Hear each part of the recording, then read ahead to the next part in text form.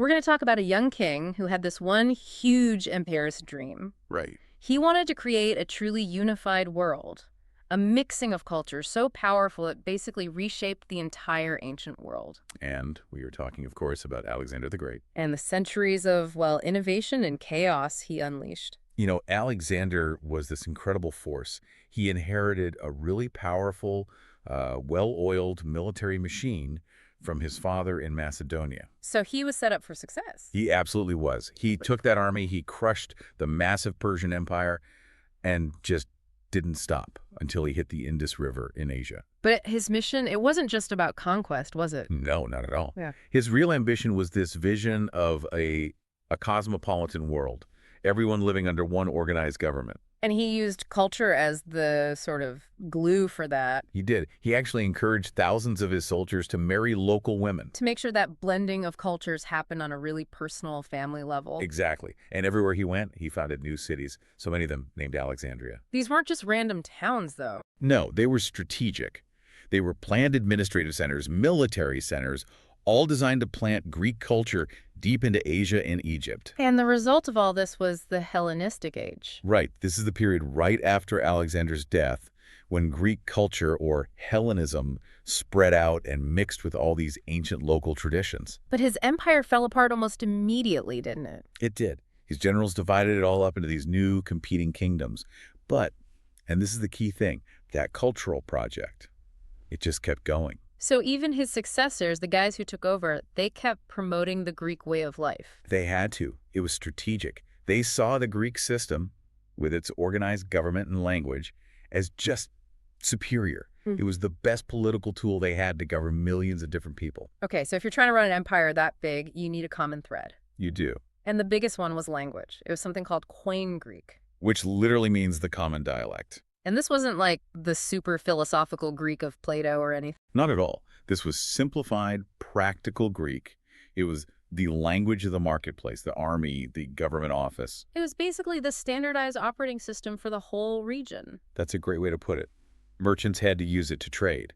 If you wanted a good job in the government, you had to learn Koine Greek. And that must have had a huge effect on how ideas spread. Oh, absolutely. Suddenly you have scholars from Egypt and Syria who can all read and write in the same language. Discoveries could travel faster than ever before. It created this intellectual highway. And that highway was built right into the cities themselves. The urban planning was really organized. It was. They used a grid plan. Straight streets, organized blocks. It wasn't chaotic. And the buildings they put up were a real statement. They built these huge, grand public buildings using the Corinthian order of columns. The really fancy ones. The really fancy ones with the leaf-like decorations at the top. Exactly. And using that specific style was like a form of propaganda. It was this permanent, visible symbol of the wealth and power of the new Greek rulers. A constant reminder of who was in charge. Right.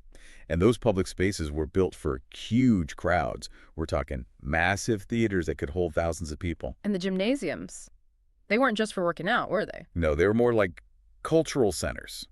Places where young men trained, yes, but also where they studied literature, philosophy. It was about creating good Greek citizens. So all this organization, the language, the cities, it must have been incredible for the economy. Trade just exploded. You had safe routes, a common language for deals. So Greek goods like olive oil and wine flowed east. And what came back the other way? The good stuff.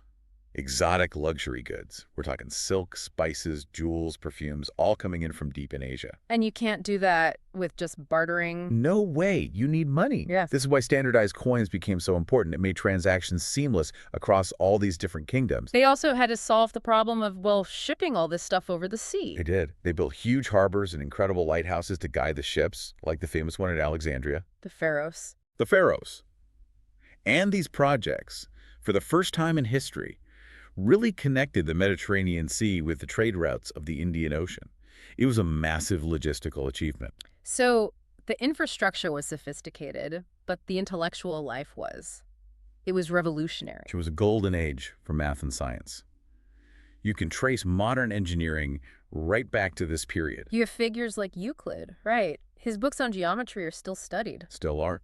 and Archimedes, who figured out key principles about how water moves and how levers can lift heavy things And this wasn't just theory. People were actually using these ideas. all the time. If you were an engineer building a new aqueduct in Syria, you were using principles that were figured out and written down by these thinkers. And some of their achievements are just staggering. They really are.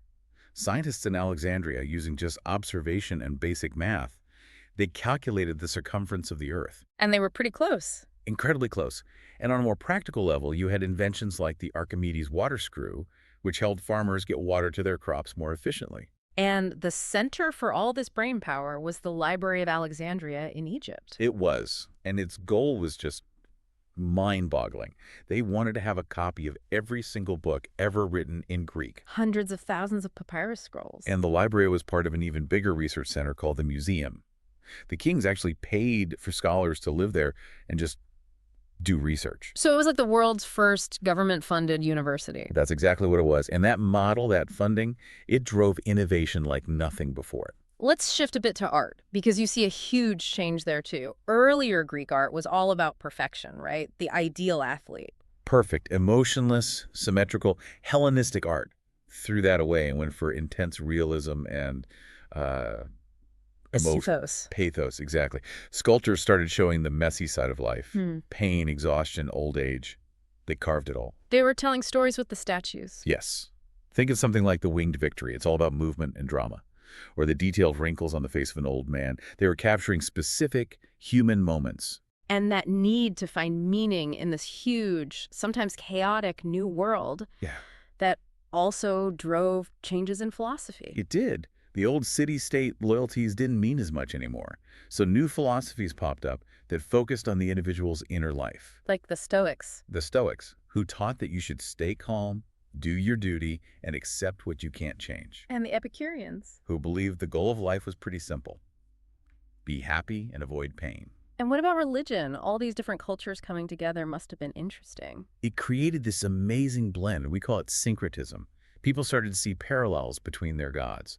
So the Greek god Zeus might be identified with the Egyptian god Amon. And sometimes they just made up new gods, right? They did.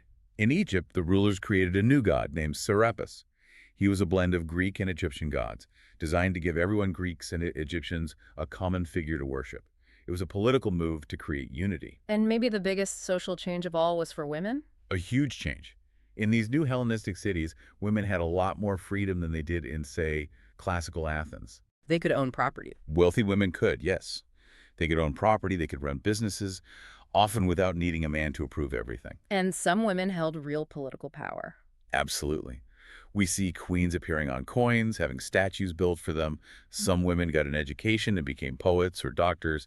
It was a really significant improvement in their legal and social status. So in the end, this whole Hellenistic experiment, it proved you could run an empire with culture, not just with swords. It really did. It took Greek ideas, language, science, philosophy, and just broadcast them across the known world. And those ideas didn't just disappear. They went on to shape the next great power.